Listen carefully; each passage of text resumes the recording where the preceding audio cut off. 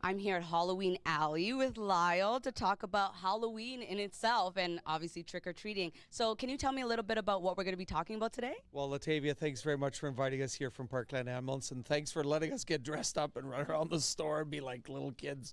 But we want to make sure that everybody heading out for Halloween this week and on the big day is appropriately adorned. Obviously, we've picked some really inexpensive costumes and some simple props, which are easy to wear. So they go over some clothes, so when it's colder or snowier or it's a little bit lighter, it's something that's light. It doesn't interfere with the face so that you can perfectly see.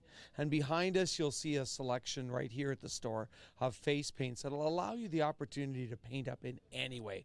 We want to make sure that several things can happen. One, you can see yourself. Two, you want to be seen, so we want you to carry something bright or light or even reflective. And certainly we want you to be able to hear and especially make sure that you're crossing safely. I grabbed quickly around in the store a bunch of props as well that sometimes go along with your costume. And depending on the size of the person that's carrying, for example, this sickle in my hand, you might find that it's a little bit awkward because I've got a sickle in one hand, I've got a bag, and it might just sort of drag or drop, and it might become something like a trip hazard. Some other things like this sledgehammer or this knife, of course, again, where do I put it? Do I stick it in my pocket, or what am I going to do with it? So always have that in mind as you're heading out when you're carrying around a prop. Can I manage it safely? Will it become a trip hazard for me? And oddly enough, try to get some of these props that look fake.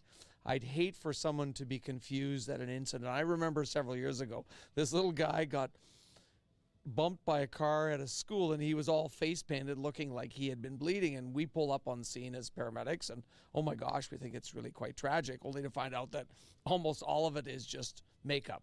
So we don't want you to be confusing with our law enforcement officials something that might look like a real item. So a prop like this, pretty fake, it's pretty easy for a police officer to simply tell the difference. Perfect. Is there anything else we should know this Halloween? Well, we want to make sure that you always travel in pairs. So travel with someone. Make sure you carry a flashlight because it gets pretty dark pretty easily. Make sure that you plan your route. And I mean, even as kids, we see that treats are better sometimes on one side of the street than the other. And we're running across. Bad idea. Make your way down one side of the block, cross safely at a corner, and make your way out to the other side.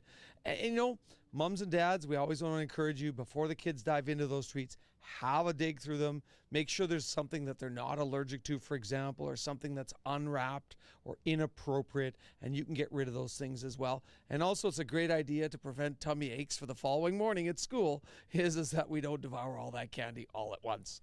Perfect. Well, thank you so much, Lyle. It's an amazing time of year. It's my favorite time of year, I should say. So make sure you go out, get your costumes, and be safe.